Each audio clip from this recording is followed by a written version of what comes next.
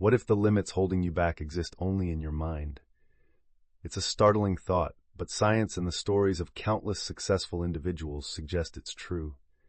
We often believe our talents are fixed, our paths predetermined, but the reality is, the human mind is incredibly adaptable, capable of extraordinary growth at any stage of life. This journey isn't about discovering some rare, innate gift. It's about unlocking a power you already possess, the power to reshape your thinking, to cultivate a mindset that sees challenges not as barriers, but as stepping stones. Imagine being able to learn from every experience, to build unshakable confidence, and to turn every setback into a setup for a comeback.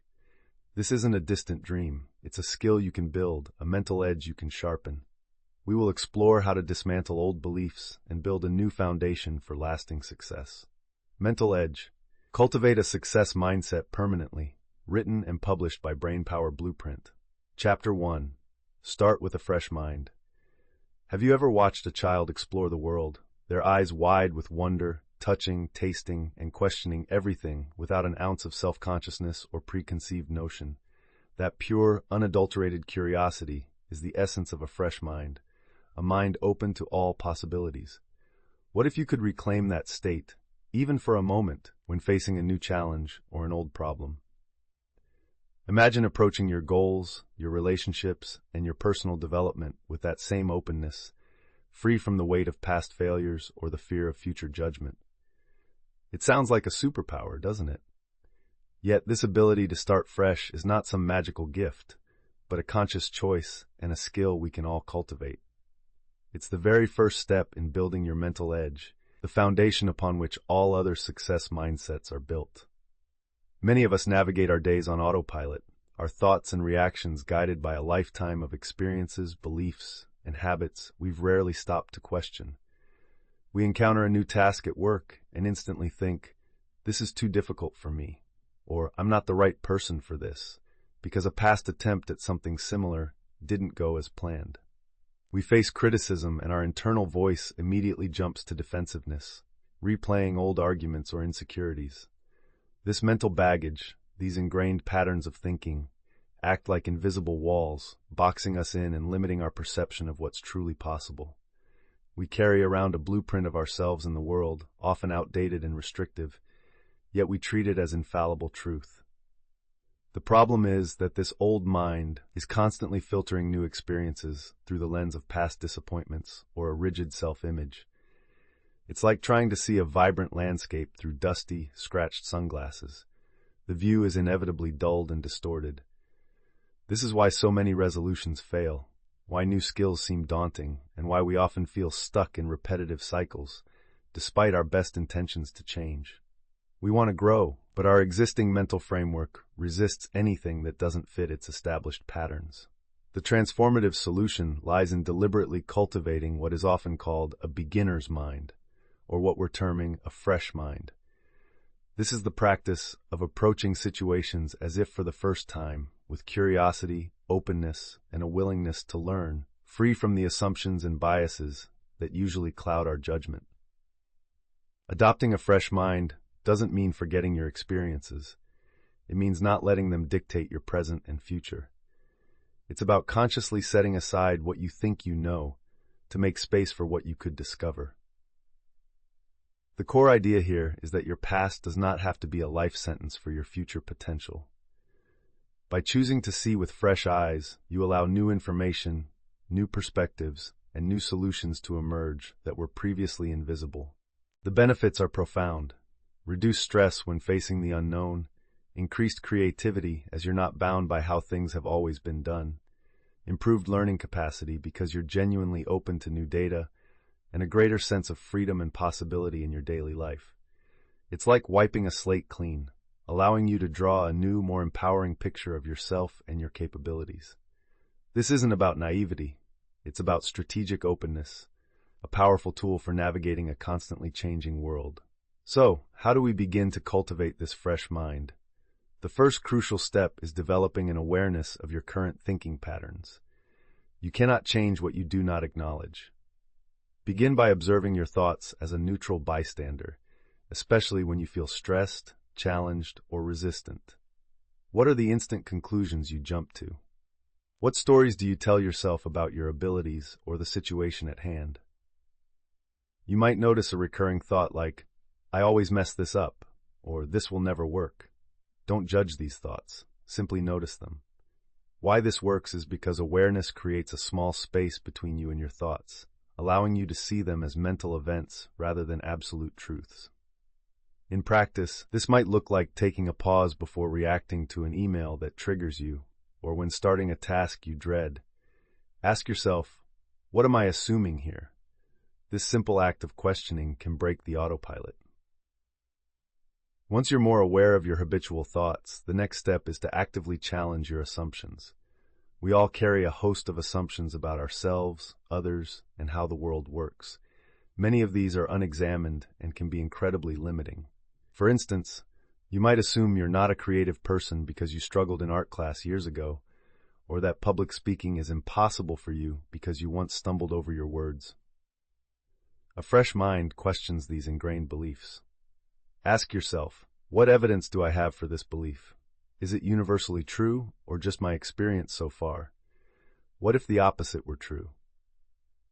Why this practice is powerful is because assumptions act as gatekeepers, deciding what information gets in and what gets ignored. By challenging them, you open the gates to new possibilities. What this looks like in practice is when you're about to say, I can't, you reframe it to, how could I? Or, what would it take for me to be able to do this? For example, if you assume a colleague is being intentionally difficult, you might challenge that by considering other possibilities. Are they under pressure? Is there a miscommunication? Could their intention be different from your perception? Embracing curiosity is the engine of a fresh mind. Think back to that child exploring with wide eyes. That's pure curiosity in action.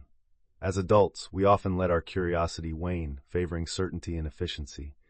But curiosity is what fuels learning and discovery. Make a conscious effort to ask why and what if more often. When you encounter something new or confusing, instead of shutting down or feeling intimidated, try to approach it with genuine interest. Why it works is because curiosity shifts your focus from fear of the unknown to excitement about the potential for discovery. It transforms challenges into puzzles to be solved. In practice, this could mean reading about a topic outside your usual interests, asking someone about their area of expertise with genuine interest, or simply wondering about the mechanics of everyday objects.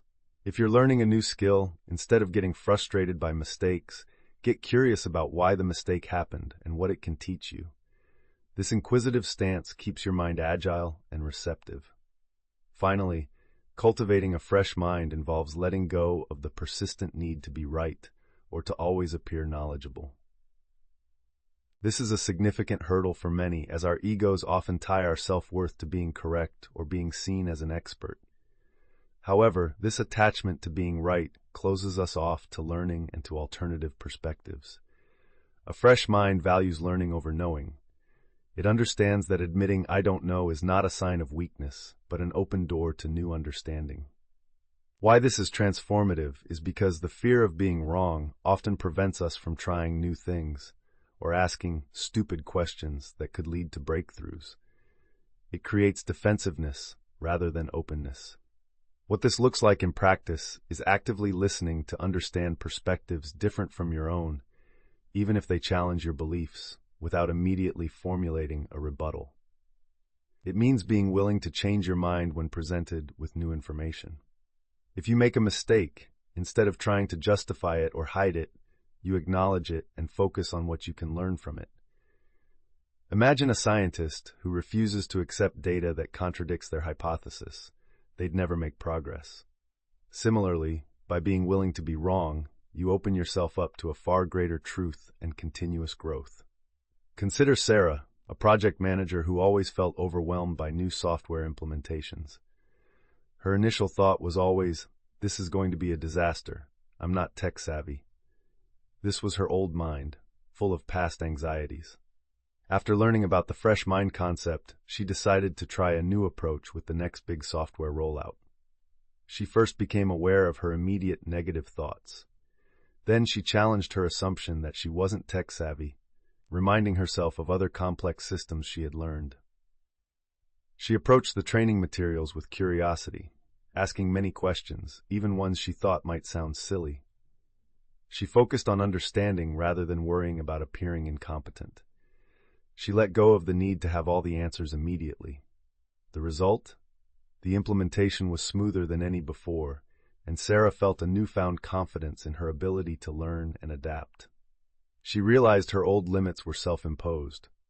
Starting with a fresh mind didn't magically give her technical expertise, but it opened the pathway for her to acquire it effectively and with far less stress. This is the power you unlock when you clear away the mental clutter and begin anew. As you practice these steps, becoming aware, challenging assumptions, embracing curiosity, and letting go of the need to be right, you'll start to notice a shift. The world might seem a little brighter, problems a little less daunting, and your own capacity for growth significantly larger than you ever believed. This journey of starting fresh is ongoing, a daily practice rather than a one-time fix. But it's the essential starting point for reshaping your entire mental landscape. With this foundation, how then do we tackle the specific, often deeply ingrained, limiting beliefs that have held us captive for so long? What if those "I can't" statements could be systematically dismantled?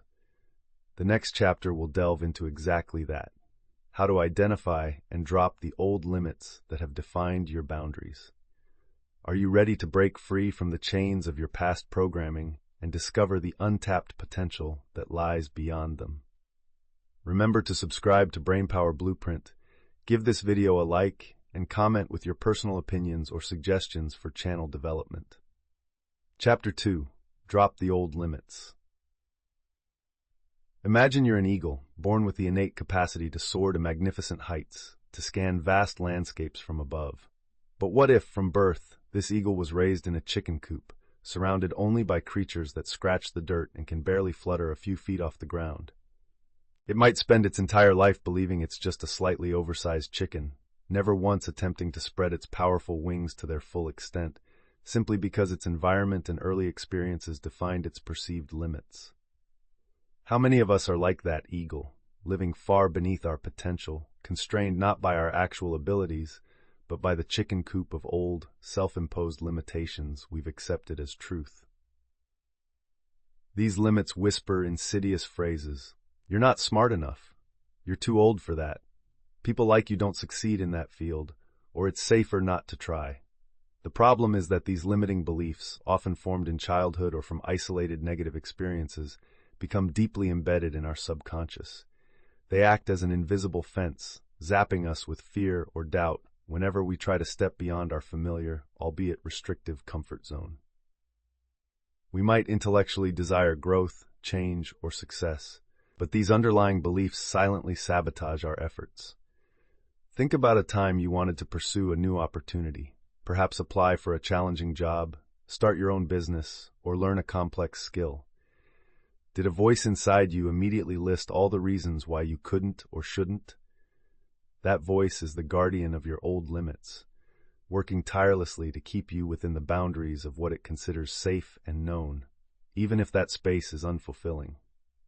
These beliefs are not harmless background noise. They actively shape our decisions, influence our behavior, dictate our emotional responses, and ultimately determine the course of our lives. We see the world not as it is, but as our beliefs filter it for us, constantly seeking evidence to confirm what we already hold to be true, thus reinforcing the very limits we wish to escape. The transformative solution begins with the empowering realization that these limits are not facts, but constructs, ideas that you at some point accepted or created, and therefore ideas that you can deconstruct and replace. Dropping old limits is an active process of excavation, examination, and renovation of your inner world. It's about becoming a mental detective, tracing these beliefs to their source, questioning their validity, and then consciously choosing and installing new, empowering beliefs that align with your true aspirations. The core idea here is that you are the architect of your mindset. Just as a house can be renovated by tearing down old walls and building new, stronger ones, your mental framework can be upgraded. The benefits of this internal renovation are immense. a dramatic increase in self-confidence, the courage to pursue goals you once deemed impossible, greater resilience in the face of setbacks, because you no longer see them as proof of your inadequacy, and a profound sense of personal freedom and agency. You begin to operate from a place of possibility rather than restriction. The first step in dismantling these mental barriers is to identify your specific limiting beliefs. These often hide behind vague feelings of inadequacy or fear, so you need to bring them into the light. Pay close attention to your self-talk, especially when you procrastinate, avoid challenges, or feel envious of others' success. What are the recurring negative statements you make about yourself or your prospects? Grab a journal and start listing them out whenever you catch one. They often start with, I can't, I'm not, I'll never, I'm too, or it's impossible for me to. For example, I can't start my own business because I'm not a risk taker. Or I'm not good enough to get that promotion. Or I'll never be able to learn a new language at my age. Why this works is because naming these beliefs strips them of some of their power. They move from being shadowy puppet masters to concrete statements you can examine. What this looks like in practice is consciously listening for these phrases in your internal dialogue throughout the day. When you feel that familiar pang of self-doubt before trying something new, pause and ask, what specific belief is holding me back right now? Write it down verbatim. Once you have a list of your key limiting beliefs, the next step is to understand their origins and critically examine their validity. Many of our deepest limitations stem from past experiences, comments from authority figures, or societal messages we absorbed without question. Ask yourself for each belief. Where did I learn this? Who told me this? What experiences led me to accept this as true? Is it based on objective facts or on an interpretation of past events? Then, challenge its truthfulness. Look for counter-evidence. Have there been times when you did exhibit the quality you think you lack? Do you know anyone who overcame a similar perceived limitation? For example, if your belief is, I'm terrible at public speaking because of one bad experience in school, you might recall other times you communicated effectively in smaller groups, or research famous speakers who initially struggled. Why this deconstruction is effective is because it exposes the often flimsy foundations upon which these powerful beliefs are built. They rarely hold up under scrutiny. What this looks like in practice is taking one limiting belief, say I'm not creative, and interrogating it. Did a teacher say that? Did you compare yourself unfavorably to someone else? Then search for any instance, however small, where you solved a problem in a novel way, came up with a unique idea, or even just decorated a room to your liking. These are all sparks of creativity that contradict the belief. After deconstructing the old limiting belief, the crucial next phase is to create and install a new, empowering belief to take its place. Nature abhors a vacuum. You can't just remove an old thought pattern without consciously cultivating a new one.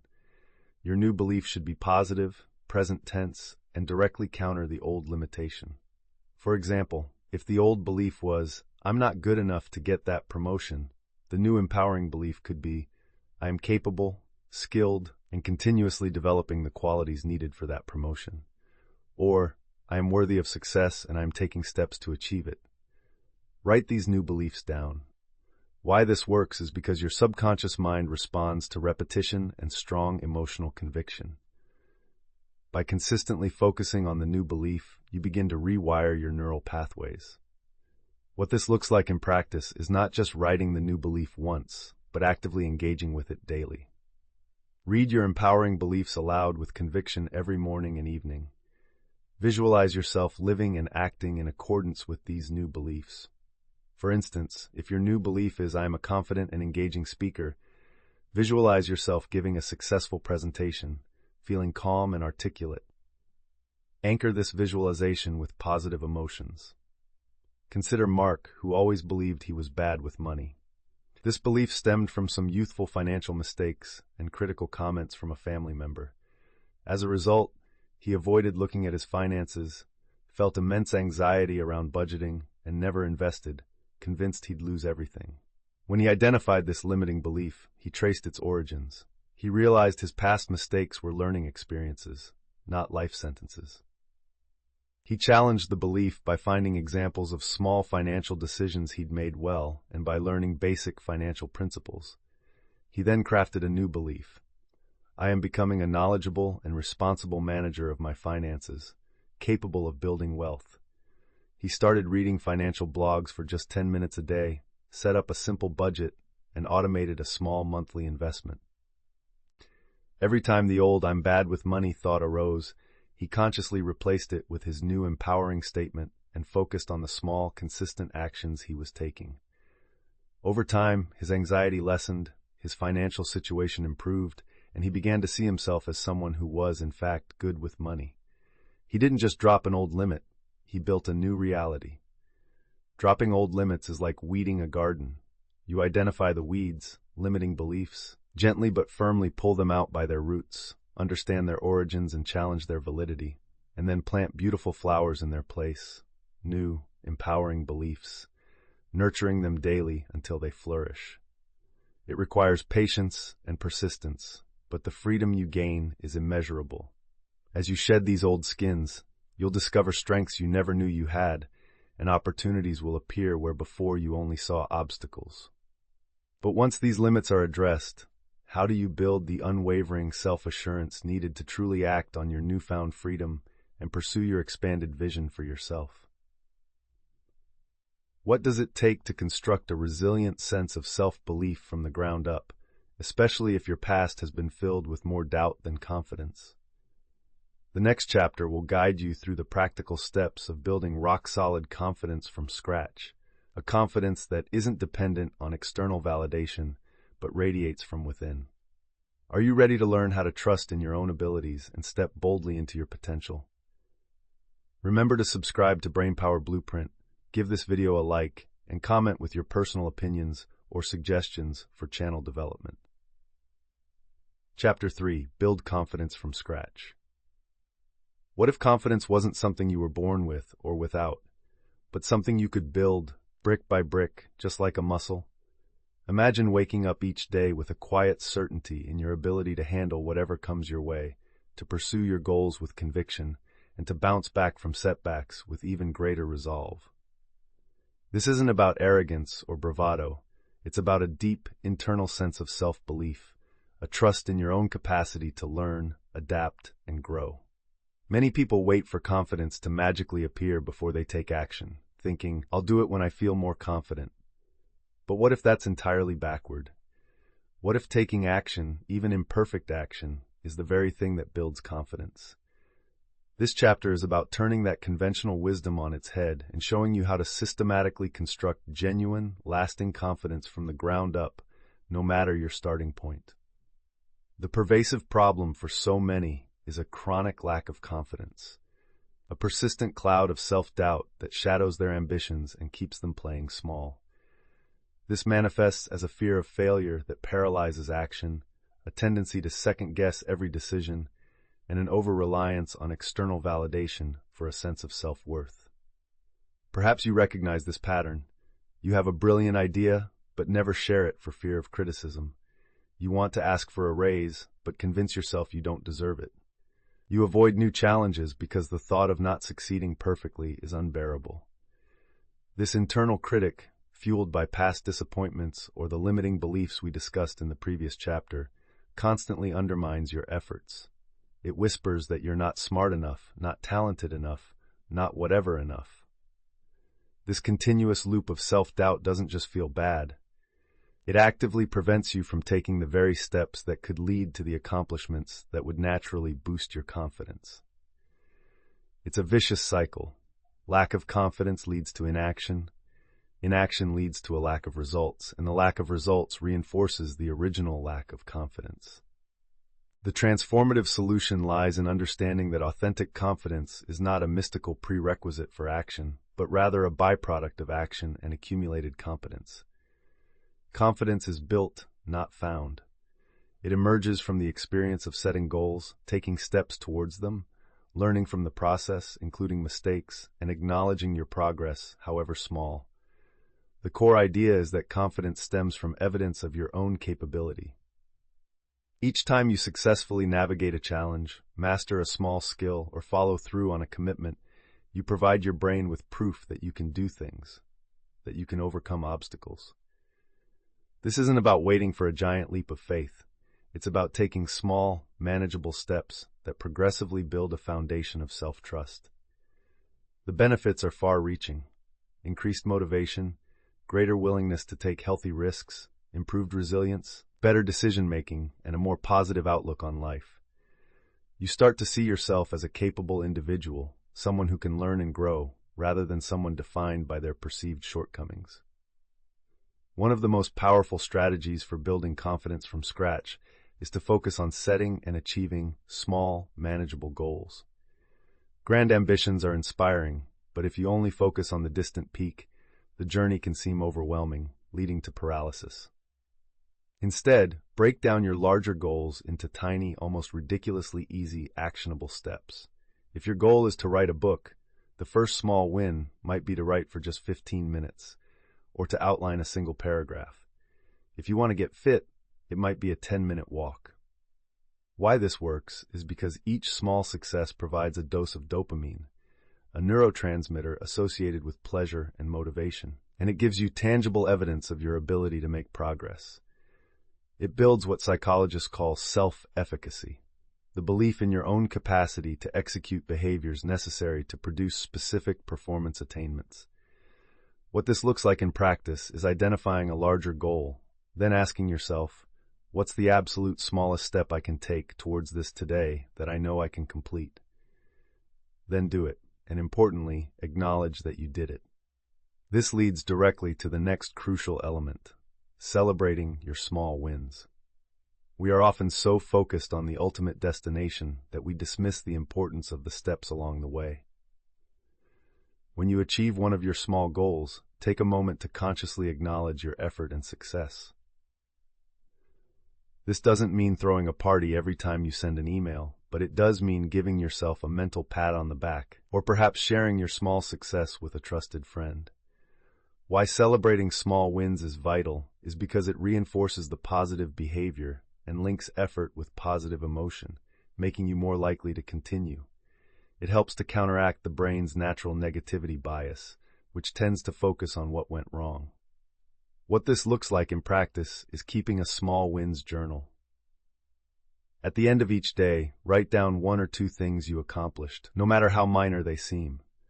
Over time, this journal becomes a powerful testament to your progress and a source of confidence when you're feeling doubtful. A significant confidence killer is the fear of failure and how we interpret setbacks. To build confidence, you must reframe your relationship with failure.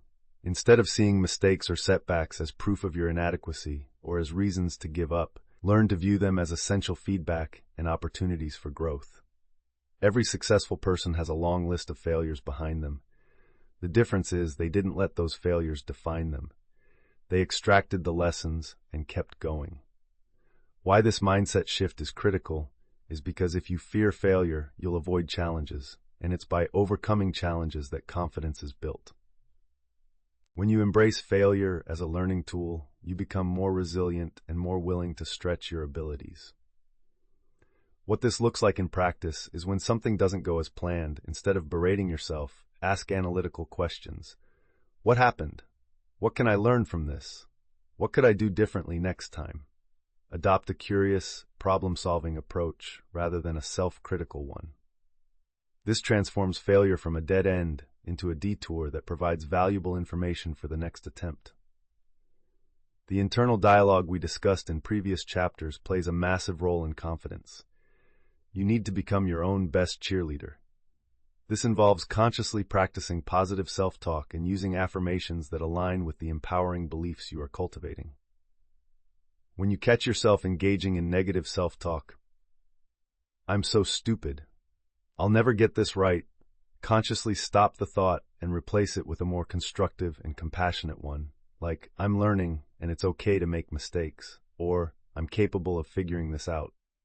Affirmations, when used consistently and with belief, can help reprogram your subconscious mind. Choose affirmations that resonate with you, such as, "I am confident and capable," "I trust my abilities," or I handle challenges with grace and strength. Why positive self-talk and affirmations work is because your thoughts directly influence your feelings and behaviors.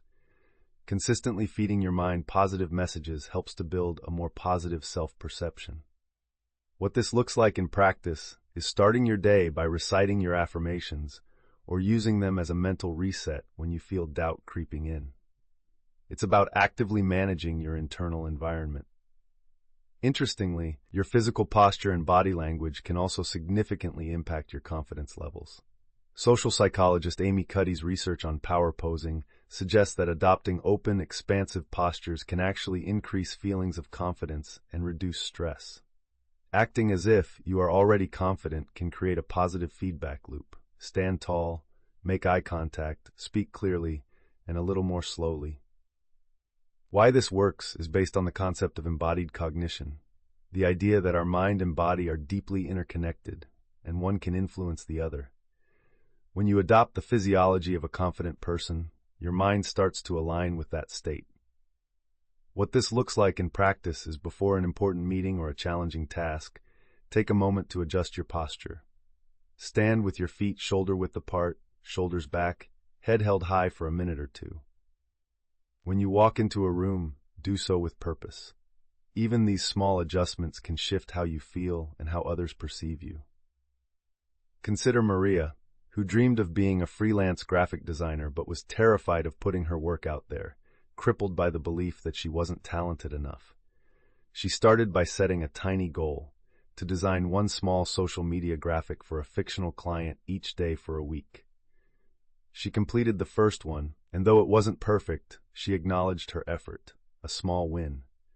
When a design didn't turn out as she hoped, instead of giving up, she asked herself what she could learn about color theory or layout. She replaced her "I'm not talented enough" thought with "I am developing my design skills every day." She consciously straightened her posture when presenting her ideas, even to friends for feedback. Slowly, by accumulating these small successes, learning from her missteps, and managing her self-talk, Maria's confidence grew.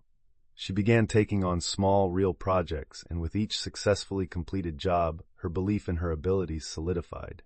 She built her confidence from scratch, not by waiting for it, but by doing. Building confidence is an ongoing process, a journey of consistent effort and self-compassion. It's about accumulating evidence, one small win at a time, that you are capable, resilient, and worthy.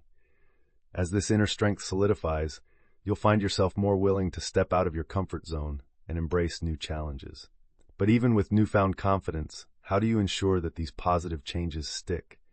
How do you weave the practice of growth into the very fabric of your daily life so it becomes second nature, not just a temporary boost?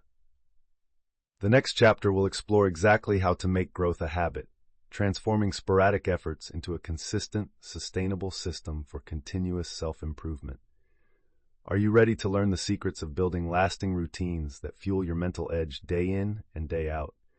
Remember to subscribe to Brainpower Blueprint, give this video a like, and comment with your personal opinions or suggestions for channel development. Chapter 4. Make growth a habit.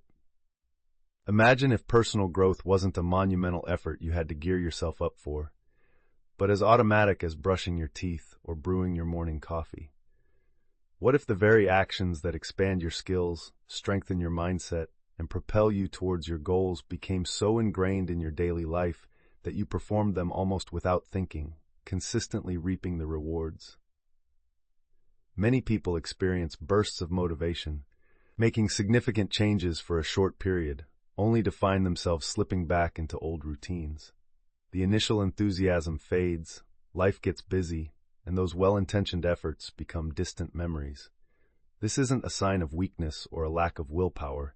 It's often a misunderstanding of how lasting change truly occurs. The secret isn't about relying on fleeting inspiration, but about systematically engineering growth into your daily habits. This chapter is your guide to transforming sporadic self-improvement efforts into powerful, sustainable habits that become the bedrock of your mental edge. The common problem we all face is the sheer difficulty of making new positive behaviors stick. We read a motivational book, attend an inspiring seminar, or make a New Year's resolution, and for a while we're on fire. We commit to daily learning, regular exercise, or practicing a new skill. But then, the initial excitement wanes. An unexpected challenge arises, our routine gets disrupted, or we simply don't see results fast enough, and slowly but surely we revert to our old familiar patterns. This is incredibly frustrating and can lead to a cycle of starting and stopping, further eroding our belief in our ability to change. The underlying issue is that our brains are wired for efficiency, preferring the well-worn neural pathways of existing habits over the effortful creation of new ones. Without a deliberate strategy for habit formation, our good intentions are often no match for the gravitational pull of our comfort zones. We end up feeling stuck, wondering why we can't seem to maintain the very changes we know are good for us. The transformative solution lies in understanding and applying the science of habit formation to your personal development. Habits, at their core, consist of a three-step loop: a cue, a trigger for an automatic behavior; a routine, the behavior itself; and a reward, the benefit you gain from the routine, which reinforces the loop. By consciously designing these three components, you can cultivate habits that support continuous growth. The powerful idea here is that instead of relying on discipline alone, which is a finite resource, you leverage the brain's natural tendency to automate repeated actions. Once a growth activity becomes a habit, it requires significantly less mental energy to perform, freeing up your willpower for other challenges. The benefits are compounding. Small, consistent daily improvements, when automated into habits, lead to remarkable transformations over time. You build momentum, enhance your skills consistently, and develop a resilient mindset almost effortlessly because the process itself becomes ingrained. This is about working smarter with your brain's own operating system, not just harder. To begin making growth a habit, one effective approach is to identify potential keystone habits for your development. A keystone habit is a single core habit that can trigger a cascade of other positive behaviors. For example, a habit of reading for 20 minutes each morning, related to learning and growth, might naturally lead to better focus, new ideas, and even healthier sleep patterns if it replaces mindless phone scrolling before bed. Think about what single daily or weekly action, if consistently implemented, would have the most significant positive ripple effect on your overall growth. It could be daily journaling, a short meditation practice, dedicating time to learn a new skill, or regular physical exercise, which often boosts mental clarity and energy. Why focusing on keystone habits works is because it offers leverage. You get a disproportionate return on your effort. What this looks like in practice is choosing one or at most two potential keystone habits related to your growth goals. Don't try to overhaul everything at once. For instance, if your goal is to improve your professional skills, a keystone habit might be spending 30 minutes each workday learning something new related to your industry before checking emails. The golden rule of habit formation, especially in the beginning, is to start ridiculously small and prioritize consistency over intensity. Many people fail because they try to do too much too soon, get overwhelmed, and quit. If you want to make reading a habit, don't commit to an hour a day. Start with 1 page, or even just 5 minutes. If you want to meditate, start with 1 minute. This is often called the 2-minute rule. Scale down any new habit until it can be done in 2 minutes or less. Why starting small is so effective is because it makes it almost impossible not to do it, thereby building the initial neural pathway for the behavior. Consistency is far more important than quantity in the early stages of habit formation because you're training your brain to show up. The 1% improvement rule suggests that small, consistent efforts compound powerfully over time. What this looks like in practice is if you want to learn a new language, commit to just 5 minutes on a language app daily. The goal isn't to become fluent in a week, but to establish the habit of daily practice. Once the habit is established, you can gradually increase the duration or intensity. Your environment plays a crucial role in shaping your habits. If you want to cultivate growth habits, you need to design your surroundings to make the desired behaviors easier and the undesired ones harder. If you want to read more, leave a book on your pillow or nightstand, the cue. If you want to practice a musical instrument, leave it out in a visible, accessible place, not packed away in its case. Conversely, if you want to reduce distractions, turn off notifications on your phone or place it in another room when you're focusing on a growth activity. Why designing your environment matters is because visual and physical cues are powerful triggers for behavior. You can reduce the friction for good habits and increase it for bad ones. What this looks like in practice is setting up your workspace the night before for your morning learning session. Have your notebook, pen, and learning materials ready. Or, if you're trying to eat healthier, stock your fridge with healthy options and keep junk food out of sight or even out of the house. Make the path of least resistance lead to your growth habits. Tracking your progress and celebrating milestones are essential for maintaining motivation and reinforcing new habits. Habit tracking provides visual proof of your consistency and can be incredibly satisfying. This could be as simple as putting an X on a calendar each day you complete your habit, or using a habit tracking app. When you reach certain milestones, say 30 consecutive days of your new habit, acknowledge and celebrate it in a small, meaningful way. Why tracking and celebrating works is because it provides positive feedback and reinforces the reward part of the habit loop. Seeing your streak grow can be a powerful motivator in itself, and rewards make the process more enjoyable. What this looks like in practice is having a dedicated habit tracker visible. For a celebration, it doesn't have to be extravagant. It could be allowing yourself an hour to enjoy a favorite hobby or buying that book you've been wanting, explicitly linking the reward to your habit achievement. Finally, understand the role of patience and be prepared to overcome the dip. When you start a new habit, there's often an initial period of enthusiasm. Then, inevitably, there might be a dip, a point where it feels harder, motivation wanes, or you miss a day. This is normal. The key is not to let one missed day derail you completely. Practice self-compassion and get back on track with the very next opportunity. Progress is rarely linear. Why patience is crucial is because habits take time to form. Estimates vary, but it's often longer than the popularly cited 21 days, sometimes 60 days or more, for a behavior to become truly automatic. The dip is where many people give up just before the habit solidifies. What this looks like in practice is adopting an never miss twice rule. If you slip up one day, make it an absolute priority to perform the habit the next day. Don't fall into the all or nothing trap. Forgive yourself for the slip and refocus on consistency. Consider Alex, who wanted to become a better writer but struggled to write consistently. He decided to make writing a daily habit. He started small, committing to write just 100 words a day, 2-minute rule. His cue was his morning coffee.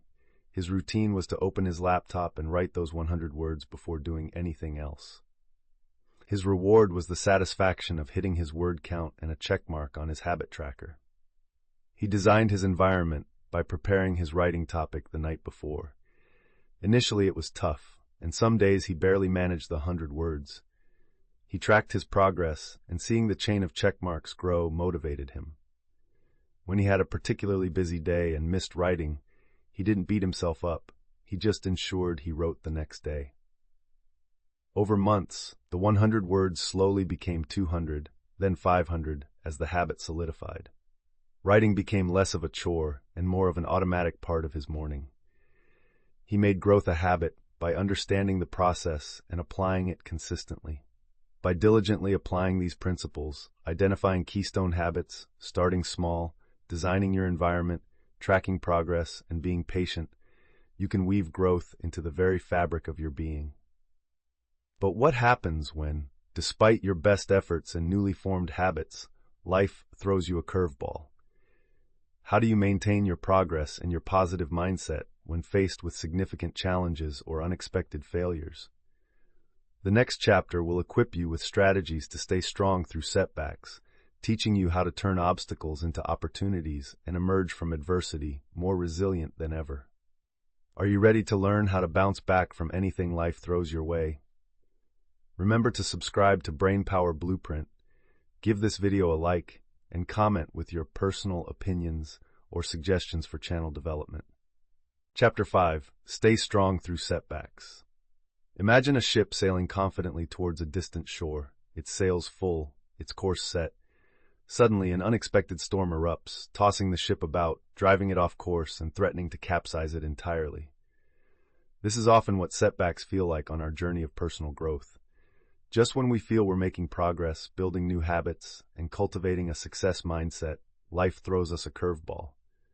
A project fails, we face harsh criticism, a personal challenge arises, or we simply don't achieve a goal despite our best efforts. The wind is knocked out of our sails and the shore seems impossibly far away. How do we navigate these storms without losing hope, without abandoning ship? This chapter is about building the resilience to not just survive setbacks, but to emerge from them stronger, wiser, and more determined than before. The common and deeply human problem when faced with setbacks is the overwhelming urge to give up, coupled with a tidal wave of negative emotions.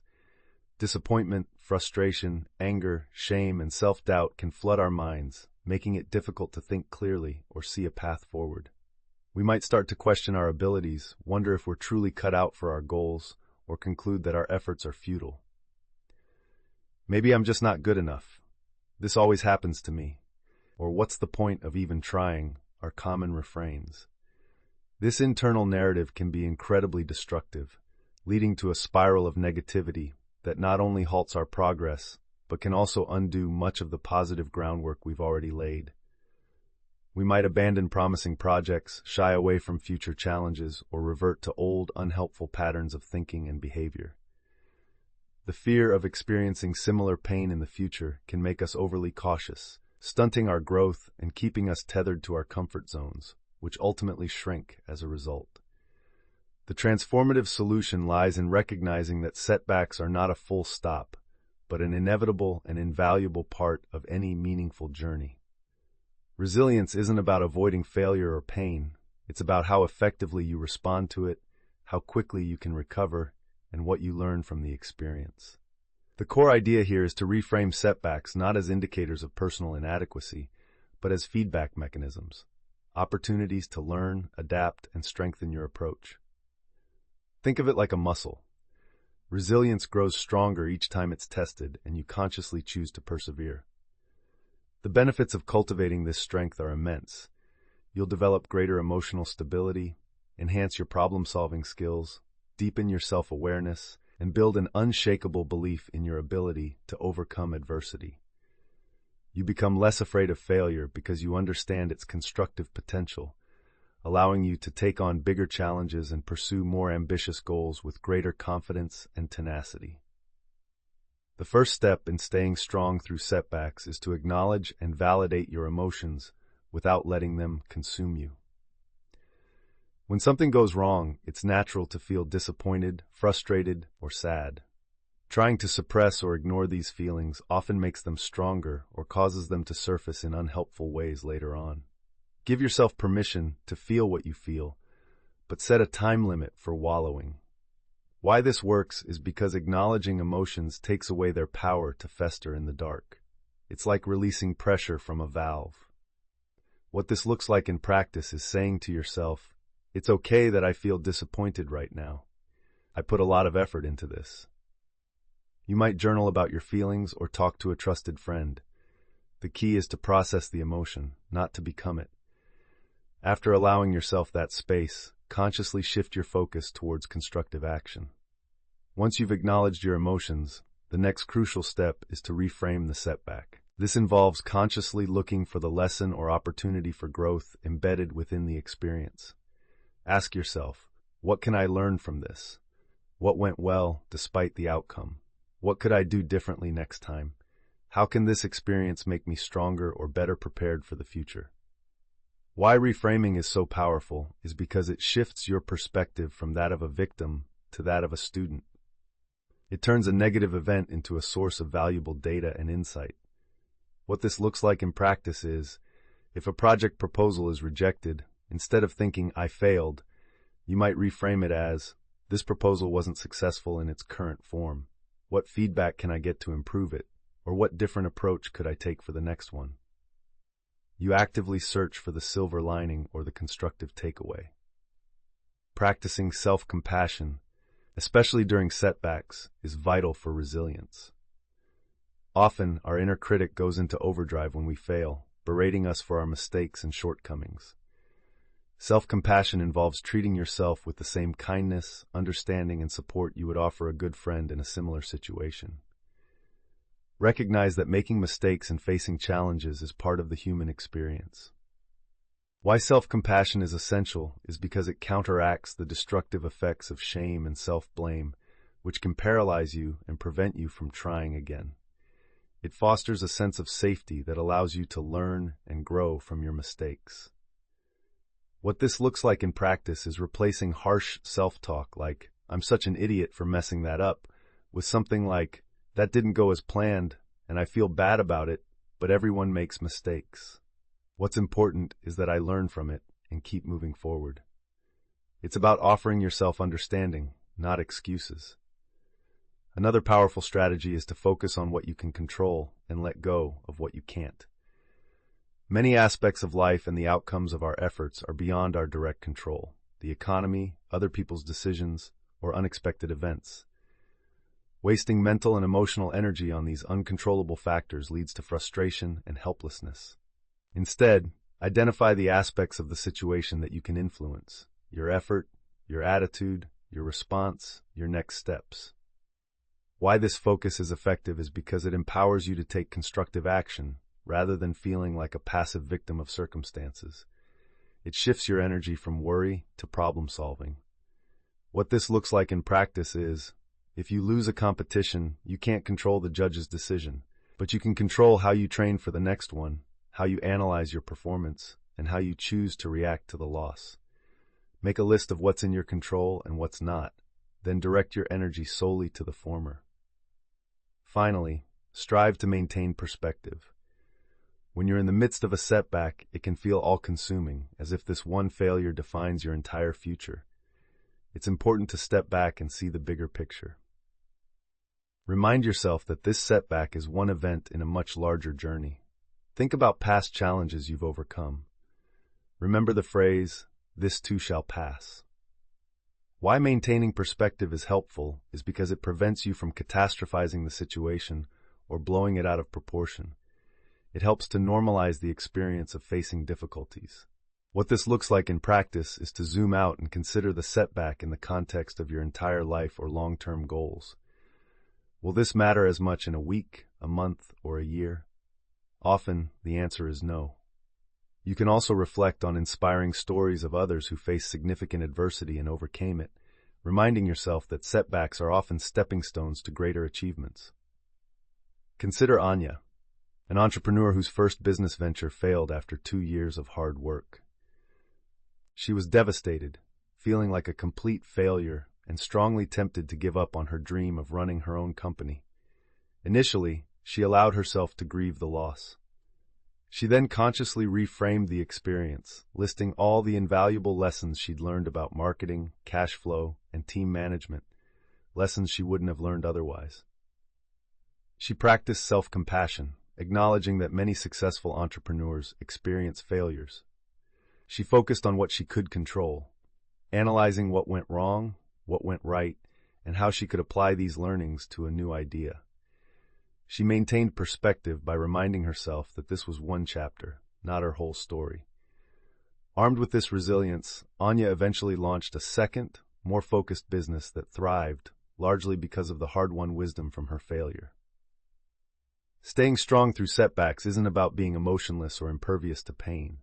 It's about acknowledging your feelings, learning from the experience, treating yourself with kindness, focusing on what you can influence, and remembering that every challenge overcome builds a stronger, more capable version of you. This resilience is a cornerstone of the mental edge. But even with resilience, there are times when the path ahead seems incredibly long and arduous, when sheer willpower feels like it's not enough. How do you keep putting one foot in front of the other when your motivation has hit rock bottom and the temptation to just stop is overwhelming? The next chapter will explore the art of perseverance, how to keep going when it's genuinely hard, and how to tap into a deeper well of motivation that can sustain you through the toughest stretches. Are you ready to discover the secrets to unwavering grit? Remember to subscribe to Brainpower Blueprint. Give this video a like and comment with your personal opinions or suggestions for channel development. Chapter 6. Keep going when it's hard. Have you ever faced a task so daunting, a goal so distant, or a period of struggle so prolonged that every fiber of your being screamed at you to just quit? That moment when your initial enthusiasm has long since vanished, when progress feels infinitesimally slow, and the effort required seems to outweigh any potential reward. That's when the true test of your mental edge begins. It's easy to stay motivated when things are going well, when you're seeing quick results and feeling inspired. But what about when the path is uphill, strewn with obstacles and shrouded in fog? How do you find the strength to keep putting one foot in front of the other when your emotional fuel tank is empty and the allure of giving up is almost irresistible? This chapter is about cultivating the profound power of perseverance, the grit that allows you to push through adversity and stay committed to your long-term vision, even when it's incredibly hard. The common challenge here is what author Seth Godin calls the dip, that extended period between starting something new and actually mastering it or achieving significant results, where things get progressively more difficult and less rewarding. During this phase, motivation plummets, self-doubt creeps in, and the temptation to abandon the effort becomes immense. We might find ourselves procrastinating, making excuses, or convincing ourselves that the goal wasn't that important after all. This isn't because we are inherently lazy or undisciplined. It's a natural human response to sustained effort without immediate gratification. Our brains are wired to conserve energy and seek pleasure, making it difficult to persist when a task is arduous and the payoff uncertain or far off. We see others who have made it and often underestimate the sheer tenacity and perseverance that got them there, leading us to believe that if it's this hard for us, maybe we're just not cut out for it. This is where many dreams die, not from a lack of talent, but from a premature surrender to difficulty. The transformative solution lies in developing grit, which psychologist Angela Duckworth defines as passion and sustained persistence applied toward long-term achievement. It's about understanding that significant accomplishments rarely happen overnight and require enduring commitment through inevitable challenges and boredom. The core idea is to shift your focus from short-term feelings and immediate results to your long-term vision and the intrinsic value of the pursuit itself.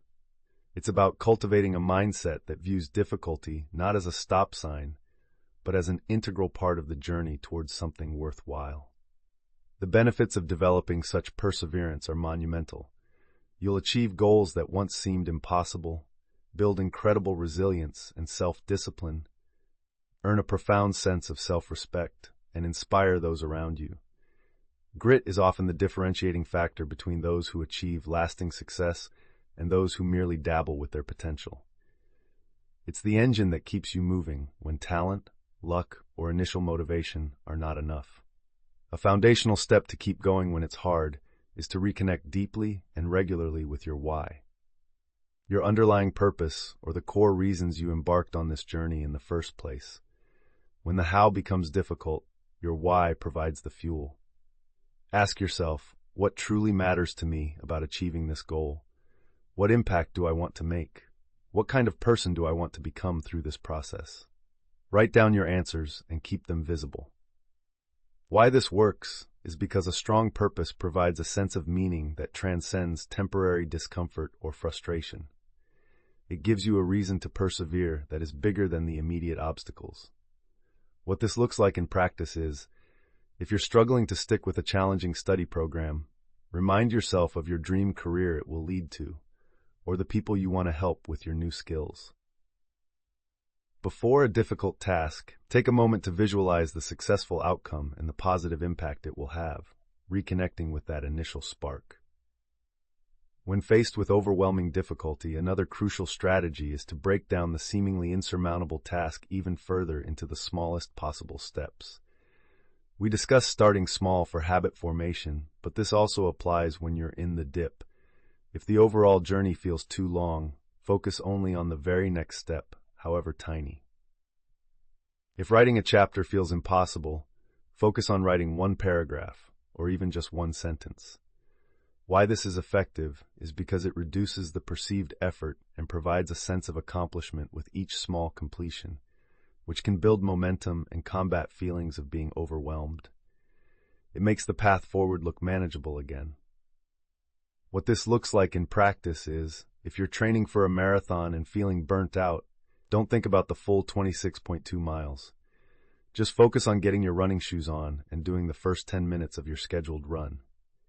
Often, starting is the hardest part, and completing a small piece can give you the impetus to continue. To combat procrastination and inertia when things feel particularly hard, implement the 5-minute rule. Tell yourself you only have to work on the difficult task for just 5 minutes. After 5 minutes, you can stop if you want to. More often than not, you'll find that once you've overcome the initial resistance and started, you'll want to continue for longer. Why the 5-minute rule works is because it tricks your brain by lowering the barrier to entry. The thought of 5 minutes is far less daunting than the thought of an hour or more of grueling work. It helps to break the cycle of avoidance. What this looks like in practice is, when you're dreading a task like sorting through a pile of paperwork or practicing a complex skill, set a timer for 5 minutes and just begin. Give it your full attention for those 5 minutes. When the timer goes off, assess if you can do another 5. This small commitment can unlock hours of productive effort.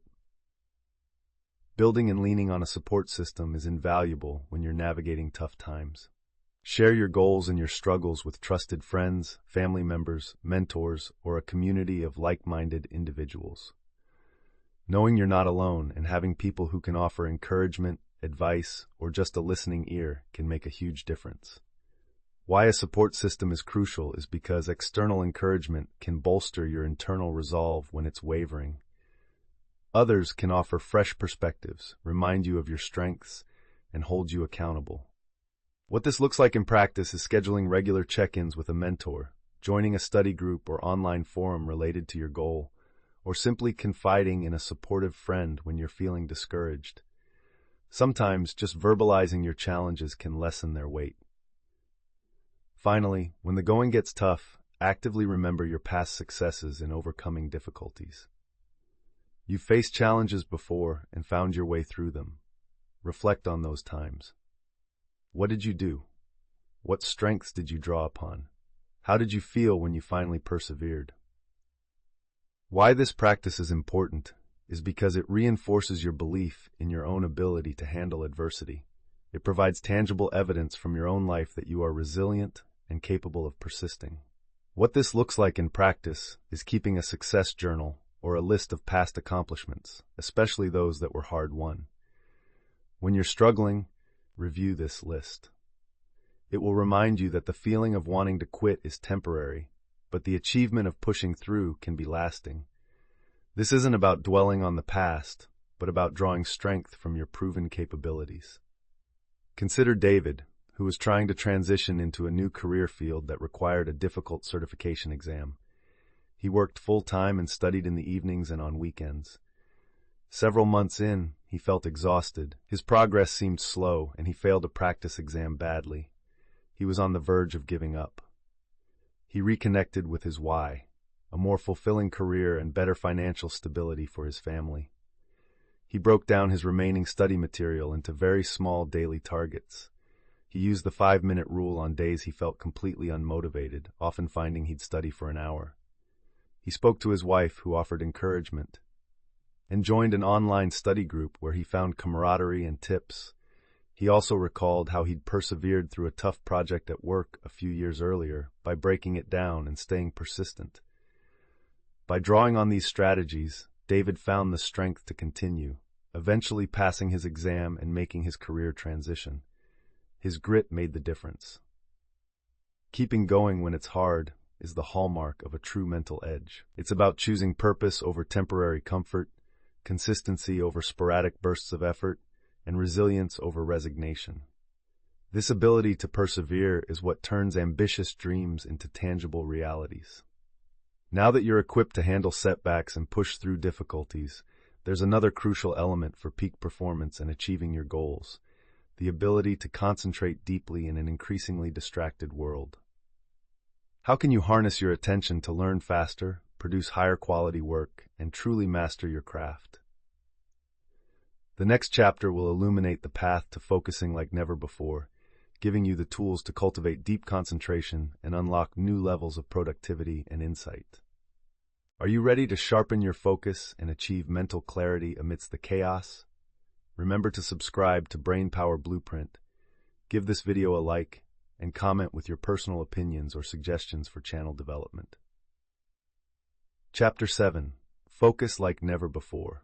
Imagine a beam of sunlight, diffuse and scattered, providing gentle warmth but little power.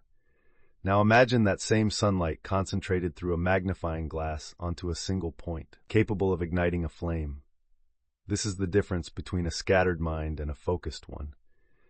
In our modern world, we are bombarded by an unprecedented onslaught of information, notifications, and demands for our attention, leaving our mental energy as diffuse as that scattered sunlight. We flit from task to task, check our phones incessantly, and struggle to engage deeply with anything. But what if you could learn to harness your attention like that magnifying glass, channeling your mental energy into a powerful beam of concentration? This chapter is dedicated to helping you cultivate the ability to focus like never before, a skill that is becoming increasingly rare and therefore increasingly valuable for achieving anything meaningful. The pervasive problem we face is a chronically distracted state of mind. Our smartphones buzz with constant notifications, emails pour into our inboxes, social media feeds offer endless scrolling, and the expectation of instant responsiveness keeps us in a perpetual state of alert. This environment makes it incredibly difficult to sustain attention on a single task for any significant period. The consequences are far-reaching: reduced productivity, increased errors, shallow thinking, difficulty learning complex information, heightened stress levels, and a persistent feeling of being busy but not truly accomplishing much. We might sit down to work on an important project, only to find ourselves an hour later having made little progress, sidetracked by a dozen minor distractions. This isn't just a matter of poor time management. It's a battle for our cognitive resources, and most of us are losing, leaving our potential untapped and our mental edge dulled. The transformative solution lies in recognizing that deep focus, or what author Cal Newport calls deep work, is a skill that can be trained and developed through deliberate practice and strategic environmental design. It's about consciously choosing to cultivate periods of intense, uninterrupted concentration on cognitively demanding tasks. The core idea is that by minimizing distractions and maximizing focused effort, you can learn complex things more quickly, produce higher quality work in less time, and experience a greater sense of fulfillment and accomplishment. In a world that increasingly rewards shallow, reactive behavior, the ability to go deep is a veritable superpower. The benefits include significantly improved learning capacity, enhanced creativity as your mind makes new connections, greater output of valuable work, reduced mental fatigue from constant task switching, and a profound sense of engagement and flow in your activities. A foundational step towards achieving deep focus is to understand the difference between deep work and shallow work, and to consciously prioritize the former. Deep work refers to activities performed in a state of distraction-free concentration that push your cognitive capabilities to their limit. These efforts create new value, improve your skills, and are hard to replicate. Shallow work, on the other hand, describes non-cognitively demanding, logistical-style tasks, often performed while distracted, which tend not to create much new value and are easy to replicate. Why this distinction is critical is because most of us spend too much time on shallow tasks, mistaking busyness for productivity. To focus like never before, you must intentionally carve out time for deep work. What this looks like in practice is auditing your typical workday. Identify which tasks require deep focus and which are shallow. Then, strategically schedule blocks of time specifically for deep work, treating these appointments with yourself as non-negotiable. Creating a distraction-free environment is paramount for deep focus. Your physical and digital surroundings can either support or sabotage your concentration. Identify your common distractors and proactively eliminate or minimize them during your focus sessions. This might mean turning off phone notifications, closing unnecessary browser tabs, decluttering your workspace, or even finding a quiet location where you're unlikely to be interrupted. Why designing your environment is crucial is because willpower is a finite resource. It's far more effective to remove temptations than to constantly fight them. Make it easy to focus and hard to get distracted. What this looks like in practice is before starting a deep work session, put your phone in another room or use an app that blocks distracting websites. If you work in an open office, use noise-canceling headphones or communicate to your colleagues that you need uninterrupted time. Signal to yourself and others that you are entering a period of deep concentration. One of the most effective techniques for structuring focused work is time blocking, combined with methods like the Pomodoro technique. Time blocking involves scheduling specific blocks of time for specific tasks in your calendar. The Pomodoro technique involves breaking your work into intervals, traditionally 25 minutes in length, separated by short breaks, e.g. 5 minutes. After 4 Pomodoros, you take a longer break. Why these methods work is because they provide structure, create a sense of urgency, and help combat procrastination by breaking large tasks into manageable chunks. The short breaks help to refresh your mind and prevent burnout, allowing you to maintain a high level of focus over extended periods. What this looks like in practice is deciding on a task for deep work, setting a timer for 25 minutes, and working with intense focus until the timer rings. Then, take a genuine break. Stand up, stretch, look away from your screen before starting the next Pomodoro. Adapt the work break intervals to what works best for you. Training your attention is like training a muscle. It requires consistent effort. In a world that encourages constant multitasking, consciously practice single tasking. When you are working on something, work only on that thing. Resist the urge to quickly check email or glance at your phone. Mindfulness meditation can also be a powerful tool for improving your ability to focus. Even a few minutes of daily mindfulness practice, where you focus on your breath and gently bring your attention back when it wanders, can significantly enhance your concentration skills over time. Why training your attention is important is because our brains have become conditioned for distraction. We need to retrain them for sustained focus. Single tasking improves the quality and efficiency of your work, while mindfulness strengthens the executive control part of your brain responsible for attention. What this looks like in practice is making a conscious decision to do one thing at a time. If you're reading, just read. If you're listening, just listen. When your mind wanders during a task, and it will, gently redirect it back, just as you would in mindfulness meditation. Finally, to focus like never before, you must also learn to prioritize ruthlessly. Not all tasks are created equal. Identify the activities that will give you the highest return on your focused effort, those that align most closely with your important goals. Use tools like the Eisenhower matrix, urgent, important, to decide what to focus on, what to schedule, what to delegate, and what to eliminate. Why prioritization is key for focus is because your deep work time is precious. You want to ensure you're dedicating that high-quality attention to the tasks that truly matter, rather than wasting it on low-impact activities. What this looks like in practice is starting your day by identifying your 1 to 3 most important tasks, MITs, the things that, if completed, would make the day a success. Schedule your deep work sessions around these MITs. Learn to say no to requests or commitments that will divert your focus from your highest priorities. Consider Maya, a researcher struggling to finish her dissertation amidst constant emails, teaching responsibilities, and the allure of social media. Her progress was slow, and she felt perpetually stressed. She decided to implement deep work principles. She identified writing and data analysis as her core deep work tasks. She started time-blocking 3-hour dissertation deep dives, 3 times a week, finding a quiet corner in the library and leaving her phone in her bag. She used the Pomodoro technique during these sessions. She practiced mindfulness for 10 minutes each morning to strengthen her attention. She also became better at prioritizing, deferring non-urgent emails until dedicated shallow work blocks. The result was transformative. Maya made more progress in a few months than she had in the previous year. Her work was higher quality, and she felt less stressed and more fulfilled. She had learned to focus like never before. The ability to focus deeply is not just a productivity hack.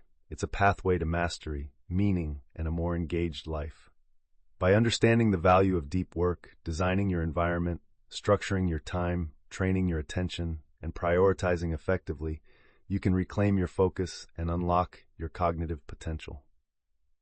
With this enhanced ability to concentrate, combined with the resilience and perseverance you've cultivated, you are truly equipped to build and maintain your mental edge. But how do you integrate all these principles into a cohesive, sustainable way of living, ensuring that this edge becomes a permanent part of who you are? The final chapter will explore how to live with the edge, making continuous growth and a success mindset not just a set of tools you use, but an integral part of your identity and your journey through life. Are you ready to embrace a life of ongoing development and lasting fulfillment? Remember to subscribe to Brainpower Blueprint, give this video a like, and comment with your personal opinions or suggestions for channel development. Chapter 8. Live with the Edge. What if developing a mental edge wasn't about reaching a final destination of success, but about embracing a continuous, evolving journey of growth and self-mastery? Imagine your mindset not as a fixed achievement, but as a dynamic living part of you that you nurture and strengthen every single day, allowing you to adapt, thrive, and contribute meaningfully in an ever-changing world. Many people search for a magic bullet or a one-time fix to achieve their goals, hoping to arrive at a point where effort is no longer required. But the truth is, the mental edge you've been cultivating, the fresh mind, the dissolved limits, the resilient confidence, the ingrained habits, the strength through setbacks, the unwavering perseverance, and the laser-like focus is not a static state. It's a way of living, a commitment to ongoing development that becomes the very foundation of a fulfilling and impactful life. This final chapter is about how to integrate these principles so deeply that they become second nature, ensuring you don't just acquire a mental edge, but live with it day in and day out. A common challenge, even after making significant progress in developing a success mindset, is the subtle creep of complacency or the difficulty in consistently applying all the learned principles amidst the complexities of daily life. Perhaps you've achieved a significant goal, and the drive that propelled you forward begins to wane. Or maybe the initial excitement of learning new strategies fades, and old thought patterns or habits try to reassert themselves when you're tired or stressed. Life is dynamic, and without a conscious commitment to ongoing maintenance and growth, even the sharpest edge can dull over time. The risk is that the profound changes you've worked hard to implement become temporary improvements rather than lasting transformations, leading to a sense of frustration or the feeling that you're slipping backward. It's like a beautifully tended garden. If left untended, weeds will eventually reappear, and the vibrant blooms will fade. The transformative solution is to consciously embrace lifelong learning and continuous improvement, not just as a strategy, but as a core part of your identity and lifestyle. Living with the edge means understanding that personal growth is not a project with an end date, but an ongoing process of discovery, adaptation, and refinement. The core idea here is that your potential is not finite. It expands as you grow. By committing to being a perpetual student of life, always curious, always seeking to learn and improve, you ensure that your mental edge remains sharp and effective, regardless of external circumstances. This isn't about a restless pursuit of perfection, but a joyful engagement with your own evolution.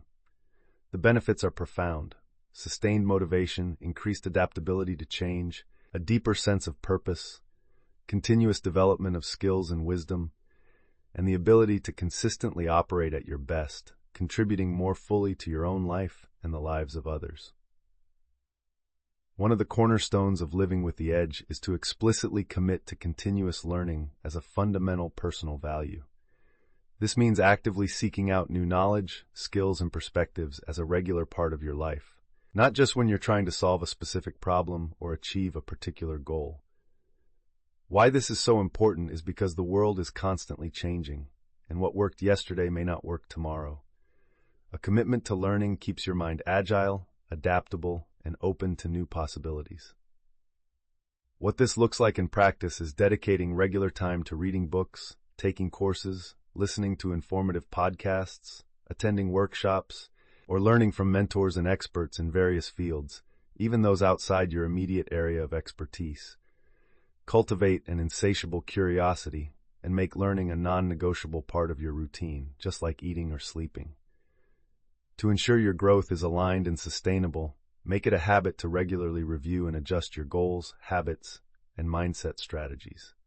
What served you well a year ago might need tweaking to fit your current circumstances or future aspirations. Set aside time periodically, perhaps monthly or quarterly, for reflection. Ask yourself, are my current habits supporting my long-term vision? Are my goals still relevant and inspiring? Are there any old limiting beliefs trying to resurface? What new skills or knowledge would be most beneficial for me to acquire now? Why regular review is essential is because it prevents you from drifting off course or operating on autopilot. It allows you to be proactive and intentional about your continued development. What this looks like in practice is scheduling these review sessions in your calendar. During these times, revisit your core values, your long-term goals, and the principles from this book. Honestly, assess your progress, celebrate your wins, identify areas for improvement, and set new, smaller goals to keep you moving forward. Living with the edge also means actively seeking out new challenges that stretch your abilities and push you beyond your comfort zone. It's easy to settle into a comfortable routine once you've achieved a certain level of competence, but true growth happens at the edges of your capabilities. Don't shy away from tasks or projects that seem daunting. Instead, view them as opportunities to test your skills, learn something new, and further sharpen your mental edge. Why seeking challenges is vital is because comfort breeds complacency. Deliberately engaging with difficulty is what keeps your mind sharp and your skills relevant. It's like an athlete who must continually push their limits to improve. What this looks like in practice is volunteering for a challenging project at work, taking on a leadership role in a community group, learning a complex new skill like coding or a musical instrument, or even setting a physical challenge like running a race. The specific challenge matters less than the act of intentionally stepping outside your familiar territory. A powerful way to reinforce your own learning and live with the edge is to mentor others or share your knowledge and experiences. When you teach something to someone else, you deepen your own understanding of it. Explaining concepts, sharing your journey, and helping others navigate their own challenges solidifies the principles within you and provides a profound sense of purpose. Why mentoring or sharing is beneficial is because it forces you to articulate your insights clearly, and it provides a different perspective on your own growth. It also contributes to a cycle of positive development, benefiting both you and others. What this looks like in practice is offering guidance to a junior colleague, volunteering as a mentor, starting a blog or a small group to discuss personal growth topics, or simply sharing helpful resources and insights with friends and family who are open to them. Finally, as you live with the edge, cultivate a deep practice of gratitude and remember to celebrate the journey of growth itself. Acknowledge how far you've come, appreciate the lessons learned, even the hard ones, and be thankful for the opportunities to develop. Gratitude shifts your focus from what might be lacking to the abundance of progress and potential within and around you. Celebrating the journey, not just the destinations, keeps the process joyful and sustainable. Why gratitude and celebration are important is because they foster a positive emotional state, which fuels motivation and resilience. They remind you that growth is not just about striving, but also about appreciating and enjoying the process. What this looks like in practice is incorporating a daily gratitude practice, perhaps by writing down 3 things you're grateful for each day. Take time to acknowledge milestones in your growth journey, not just grand achievements, but also small shifts in mindset or behavior. reflect on the person you are becoming, and appreciate your commitment to your own evolution. Consider James, who after years of applying personal development principles, achieved significant career success and personal well-being. Instead of resting on his laurels, he committed to living with the edge. He dedicated an hour each day to learning something new, whether it was industry trends, a new language, or philosophy. Quarterly, he reviewed his personal and professional goals, adjusting his habits and focus areas. He actively sought out challenging international assignments at work to broaden his experience. He started mentoring young professionals in his field, finding immense satisfaction in sharing his journey. And every evening, he reflected on his day with gratitude, appreciating the ongoing process of learning and contribution. For James, the mental edge wasn't a peak he had climbed, but the vibrant, dynamic path he walked every day, a path of continuous growth, engagement, and fulfillment. Living with the edge is ultimately about choosing to be an active participant in your own life story, continually writing new chapters of growth, resilience, and contribution. It's about understanding that the most profound success comes not from a single achievement, but from the person you become in relentless pursuit of your highest potential. The principles you've explored are not just techniques. They are invitations to a more conscious, empowered, and evolving way of being. As you integrate them, they become less about what you do and more about who you are. This commitment to perpetual growth, to always learning, adapting, and striving to be a little better today than you were yesterday, is the true essence of a permanently cultivated success mindset. It ensures that your journey is not just about achieving external markers of success, but about building an internal legacy of wisdom, strength, and an ever-expanding capacity to make a positive impact on the world around you. This journey of cultivating a mental edge is one of the most rewarding you can undertake. It requires dedication, introspection, and consistent action, but the rewards, a life of greater purpose, resilience, focus, and fulfillment, are immeasurable. You have within you an incredible capacity for growth and transformation. The tools and mindsets explored in this book are designed to help you unlock that capacity and build a success mindset that lasts a lifetime. Remember that every small step you take, every limiting belief you challenge, every habit you build, and every setback you overcome strengthens your mental edge and moves you closer to the person you aspire to be. The power to change and grow is, and always has been, within you. Trust in that power, commit to the journey, and watch as you transform your life from the inside out. Thank you for joining us on this journey through mental edge. Cultivate a success mindset permanently. We hope the insights and strategies shared have empowered you to unlock your potential and build lasting positive change.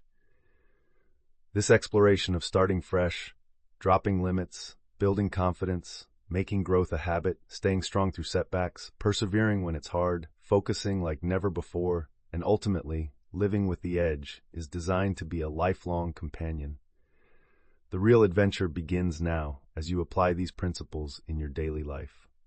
We sincerely appreciate you spending your valuable time with us.